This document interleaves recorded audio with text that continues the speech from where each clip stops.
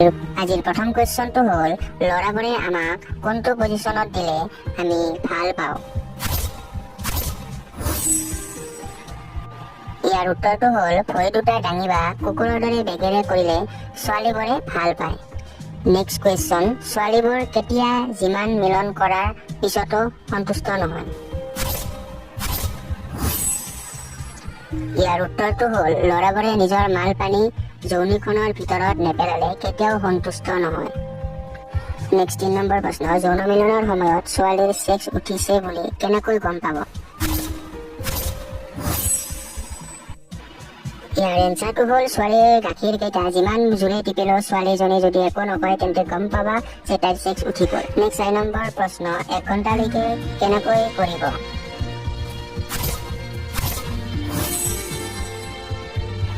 ইয়াৰ উত্তৰটো হ'ল 15 মিনিটমান আপুনি ছোৱালীজনীৰ সৈতে ধৰাধৰি খোৱাখুই কৰি মাল পানীখিনি পেলাই দিব, তাৰপিছত আৰম্ভ কৰিব। ভিডিঅ'টো চাই ভাল পালে লাইক কৰিব নাপাহৰিব আৰু ফ্ৰেণ্ডলৈ শ্বেয়াৰ কৰি দিব।